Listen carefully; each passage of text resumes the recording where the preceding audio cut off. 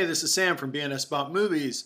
Welcome to part 2 of Amityville. We're going to start quick, so we've got a lot of movies this week, with Amityville Mount Misery Road from 2018, which is the movie that got me into Amityville sequels.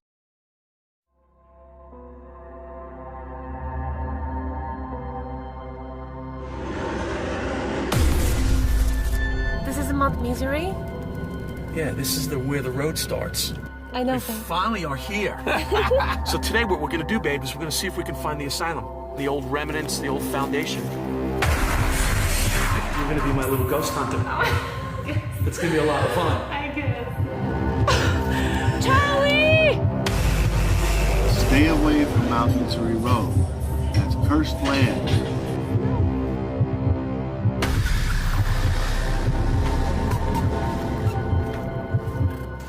I'm right behind you, Booty.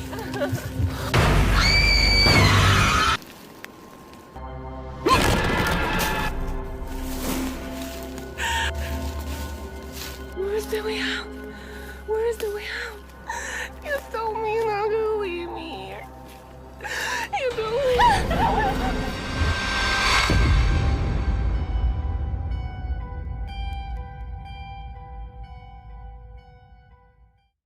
Mount Misery Road's a real place. The movie's inspired by real events. You know how that goes, right? There was supposedly an insane asylum that burned down, perhaps caused by one of the women that lived there, and a white dress wearing ghost that wanders the woods at night. It's a treacherous path to take. It's one of the highest peaks in Long Island, and there's also Gravity Hill there, where your car will roll uphill. That's not unique. There are several in the U.S. One's even in Ross Township, right outside Pittsburgh, for example. If you'd like to know more about Mount Misery Road, there's a New York Times Daily News article, which I'll share in the show notes. Speaking of movies inspired by supposedly real events, hey, Amityville, it's been used in, at the time I wrote this, 23 films, now hundreds. We all know the story. We've gone over it before. And now the name Amityville leads one to think of houses with haunted windows. And you can't copyright the Amityville horror. You can't copyright Amityville because it's a place. So you can make as many of these movies as you'd like. Very few of these movies are worth watching, save a few that we mentioned last week, like Amityville Tooth of Possession. The originals and the remakes, Amityville 3D, I got to get into. Making matters worse, starting with 1990s, the Amityville curse, the Amityville brand name, has mostly meant direct-to-video and limited release and direct-to-streaming. Of course, the exception being the 2005 remake. We've also had the Amityville Curse, Amityville The Next Generation, Amityville Dollhouse, Amityville Asylum, Amityville Death House, Amityville Playhouse, Amityville Prison, Amityville Terror, Amityville No Escape. Cubby's working on the Amityville Doghouse, My Dog, about a family of 6 chihuahuas who wonder why they got their dream house so cheap until a ghost cat arrives. But now the legend of Mount Misery Road, no relation to Clinton Road, which also has a movie made about it, and Amityville have come together to make this movie. The film is a true auteur project from husband and wife team Chuck and Carolina Morangiello. I'm Italian, it's still rough to pronounce. Together, the couple did everything: writing, directing, producing, acting, set decoration, makeup, music, along with 1 or 2 other names who helped with the editing and sound. Within the film, Chuck and Carolina play Charlie and Boozy, who are obsessed with the paranormal. The movie starts with an incredibly long sequence where Charlie drives to his house and checks his mail.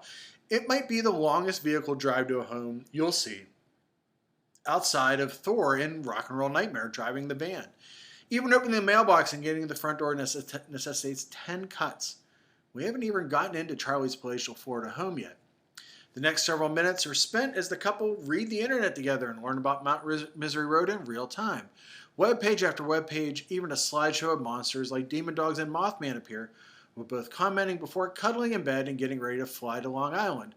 Boozy has a prophetic nightmare that she will face off with the red eyes of the Mothman, but despite her pleas, they decide to go anywhere. Mothman's in West Virginia. But anyways, this film is made up to montages set by music that Chuck wrote. To be fair, Chuck's pretty decent. He did play on an album with Jefferson Airplane's Marty Baldwin.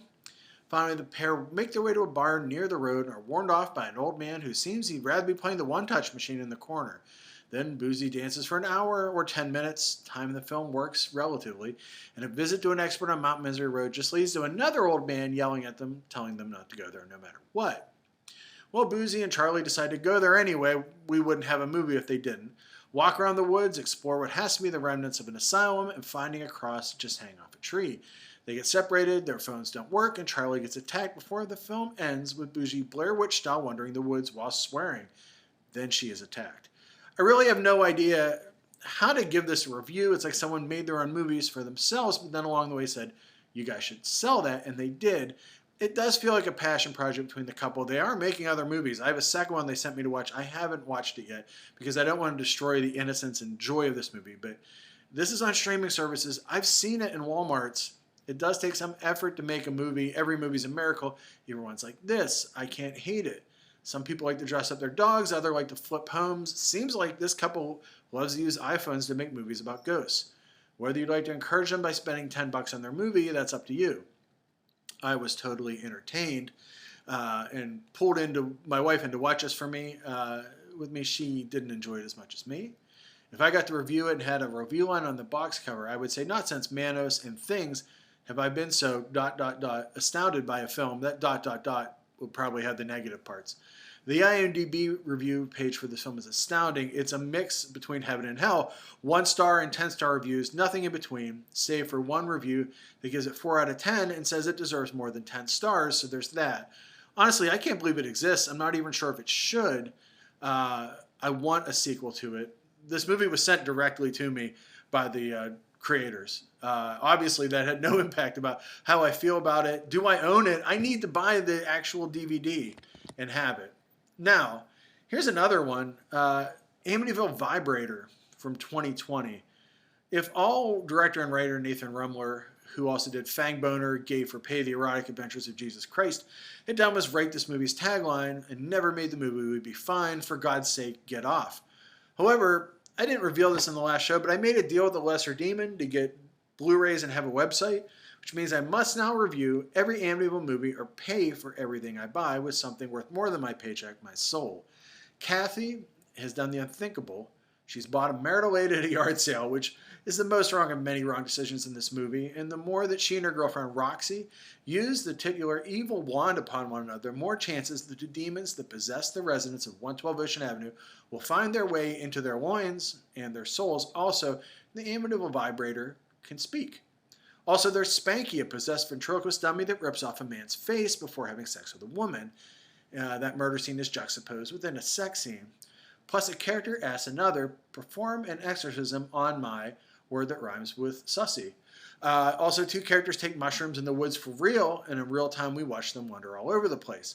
Meanwhile, Chad, played by the director, the ex-boyfriend of Kathy, and his partner Mallory, are cosplaying Friday the 13th, the series, except they're hunting down all the cursed objects from the DeFeo house and only have one object left, which is, yes, the magical vibrator. That said, in no way is this movie for anyone easily offended by anything.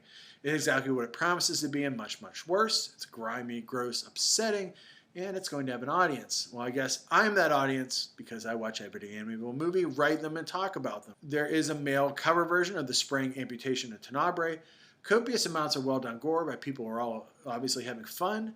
This movie gave me the same feelings I had watching Cannibal Holocaust, and that says to me, despite watching every Bruno Mattei and Joe D'Amato movie ever made, I am still somewhat human. This is Police Chief Malone. I'm calling from Amityville. Did you say Amityville, where all those murders took place? The painting, the toy monkey? That Amityville?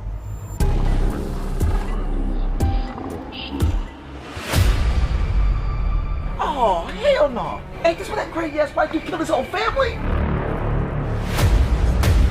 I want to know what happened to that weed I sent you to New York to bring back for you. This on some whole other level. It seems a new strain of extremely potent marijuana has hit the streets in the city of Compton. We have reason to believe that this strain is coming from that house in particular. She became somebody else, something else. I want the rest of that weed found and brought to me. Now, you hear me? I will do whatever I need to do to end this evil.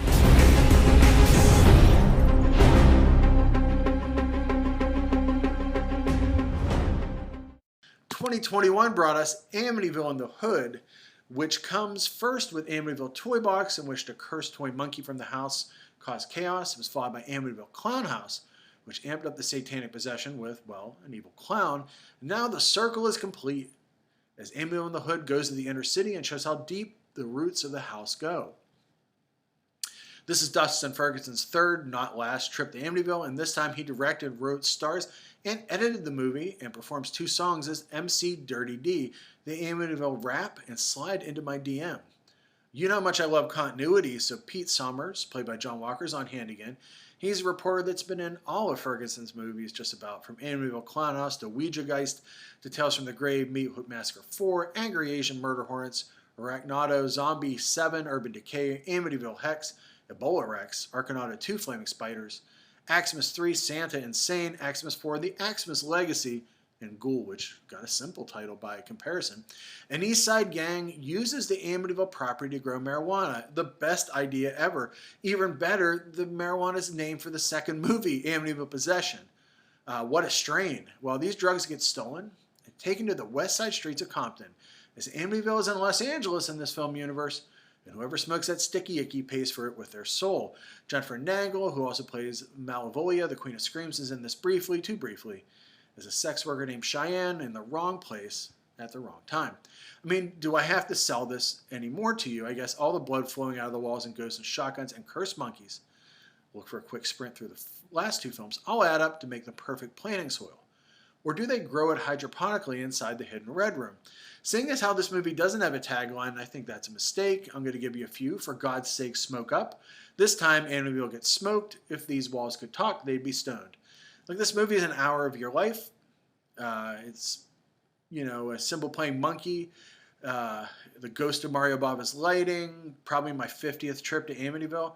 And I completely believe and can say that this movie is better on drugs. I'm not telling you that you need to be drugs to be on it, but I'm kind of telling you to be on drugs. To watch it, you can watch it just about anywhere. The folks at Wild Eye, who are quite amazing, put it out. Up next, oh boy, Amityville Karen.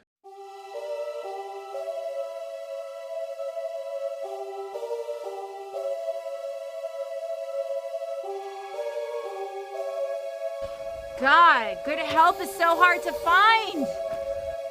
I might have to just fire you right now. Show me your work. Work, bitch, work.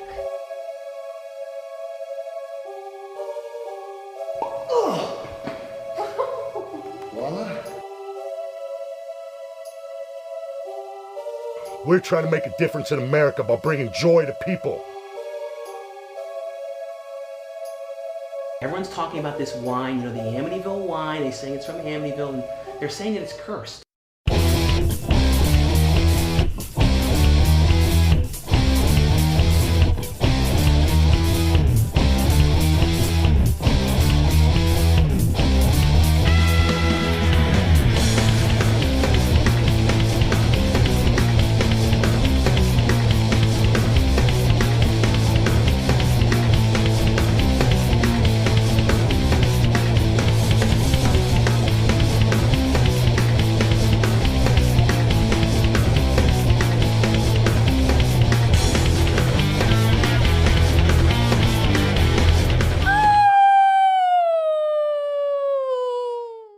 Has everything been done to the world of 112 Ocean Avenue? No, not yet.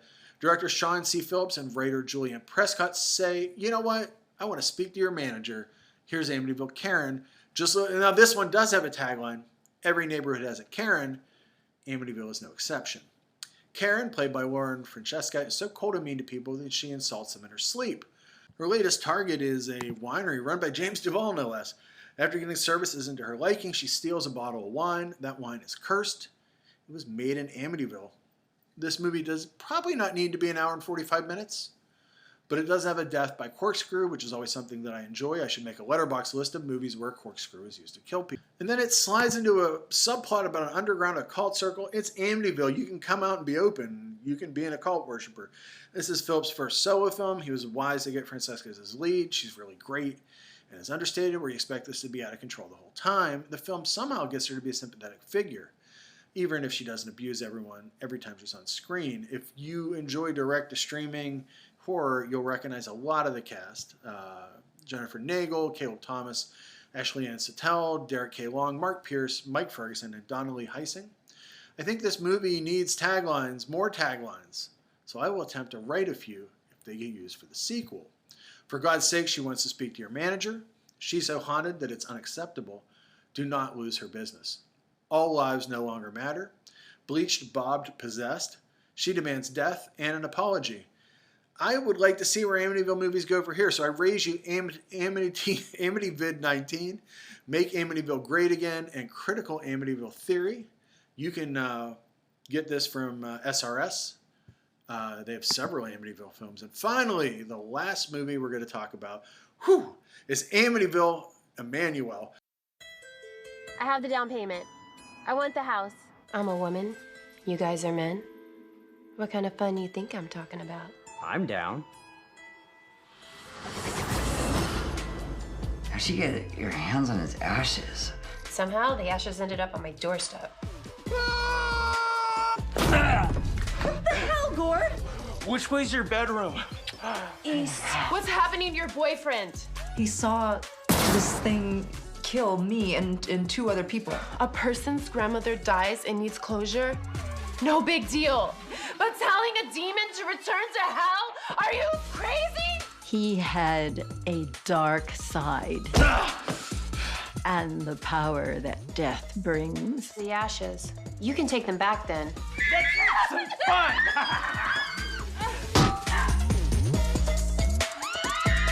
Make room for Daddy!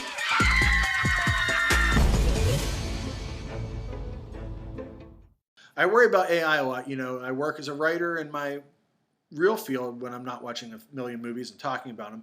I've been doing that for about 25 years, and I feel like I've been fighting Skynet since '84, and I've now been asked to embrace it. I feel like Amityville Emanuelle, even though it somewhat rhymes, has been concocted by that same AI that I have been asked to use more often, and not director Louis DeStefano and Gino Makagi, who produced Call Me Emanuelle, The Waking of Emanuelle, the writer and producer of Amityville Cop, and the writer, director, and producer of Sickle, which was renamed Amityville: The Final Chapter. How else are we to explain a movie that has Amityville, all right? I have a letterbox list, and I've written about 60 of the movies. Ouija board, I've written about hundreds of Ouija movies, and name checks, the character invented by Emanuelle Arsène that has since become a brand in itself, remixed, remade, and ripped off into so many characters, whether black, white, or in space. How long did it take someone to realize that Emanuelle and Amityville are both in the public domain? Add them together and make a 65-minute movie. I blame AI. If you have watched any of the post-relevant Amityville movies, you've just heard about a bunch of them, you should never look at the poster when you decide to watch these movies, because if you look at the art for this, you're going to think that this is going to be a sexy movie. There's really not a lot of sex in it, right? It shows a quick cut version to set up what happened on November 13th, 1974 at 112 Ocean Avenue. 20-something years later, Laura Lutz, played by Dawn Church, works in marketing of all things. I think this movie was made for me. She says, I market things, I get people to buy things. It's like advertising when I screamed that they are the same thing, and marketing has destroyed my Amityville-obsessed black soul. She's also trying to date and hasn't had any for a year because of, yes, marketing. I worked in marketing and worked long hours. I get it. And good Lord, this movie is trying my soul because it's sitting so close to home, my dog is trembling as the house shakes. She ends up going on a double date with her friend Allie and hooking up with a nebbish teacher named Evan, who seems to be acting for the back rows of a theater that no longer exists. And I nearly forgot, some lady bought over a box of cursed objects from her father, George Lutz, the man once played by James Brolin and Ryan Reynolds. You know, this box of occult stuff looks like a cocktail shaker, but the filmmakers assure us it's an urn. Well, that urn has the ashes of Ronald DeFeo Jr. in it, the father of the movie's other lead, Gordon, who has been seeing visions of his murderous father more and more since he died in jail. And when his girlfriend Gina gets a Ouija board as a housewarming gift from Scott and May, I mean, who does this kind of thing? What kind of gift is that? Don't we know by now if you give someone a Ouija board? Haven't we seen Don't Panic or Witchboard or any of the other Ouija movies, The Exorcist? Well, they're lucky because Gina's cousin Janet is a medium. Go figure. They need her pretty bad. She's sure she's going to die because she makes Gina promise to take care of her cat Roman, because Laura gets possessed by the spirit and makes her hook up with 2 dudes at a bar and shows up inside her bed while she's jilling off. Even worse, Evan becomes a murderer, killing anyone that gets close to her. I fear that as I explain this to you, I've made Amityville Emanuelle more exciting than it is. It's an Amityville movie with no Amityville, not even a shot of the house, just connected to real people whose real lives were destroyed by real things. And I can handle exploitation. I wallow in it. But when you go nowhere deeper than these are the kids of Amityville, and then just have them sit in a living room playing Ouija, it kind of underwhelms even when I barely expected it to whelm. But adding to the NUI is the fact that they've somehow made an Emanuelle movie with no nudity and some of the most boring lovemaking scenes you'll ever see. In fact, in one, a guy pulls a blanket over Laura's shoulders while she's on top of him to hide her nudity. This is an Emanuelle movie with one M, and that means Joe D'Amato is spinning in his grave right now, and he's about to burst forth from the earth like a zombie, at the utter gall of making a softcore sex movie with the unsexiest sex you've seen since you found your parents' hardback of Dr. Alex Comfort's The Joy of Sex and wondered why there was so much body hair. This is worse than the Sears catalog bra pages from the 80s, which are volcanic really compared to this. It's not worse than it. It's bad. Nearly everyone in this is either acted and produced or worked behind the camera. No one is blameless. You do it yourself. You've done it yourself. You know, if Joe D'Amato was alive, he'd be making movies with these titles, but half the cast would be torn to shreds and be congealing in an acid bathtub while a schoolmarmish mom gave her adopted child of a master a furtive old-fashioned, because that's how you really make a scummy movie like Blue Omega. Learn from the masters, people that are making exploitation movies today. If you're making an Amityville movie, say, what would Bruno Mattei do? What would Joe D'Amato do? And come up with 100 pseudonyms for yourself, rip off other movies, and make something that upsets people. Don't make these movies. Anyway, off my Amityville soapbox. God, someone's got to make Amityville soapbox now. I have very many Amityville ideas. If you're an Amityville loving producer and you want me to give you the script, God, I will write you 100 Amityville scripts right now. Until then, you can come to bnsaboutmovies.com. You can write to me at bnsaboutmovies@gmail.com. You can, on the site, there's links to Ko-fi, and you can sponsor the show. I'll say your name on the air if you'd like. I'll read, write, talk about any movies that you'd like. You can watch me every Saturday with Bill Van Wren on the Drive-In Asylum double feature. It starts at 8 p.m. and it's on the Groovy Doom Facebook and YouTube pages. Man, there's so many things to plug, and I'm just one person. Anyways, come back next week for non-Amityville features. I hope you have a wonderful day.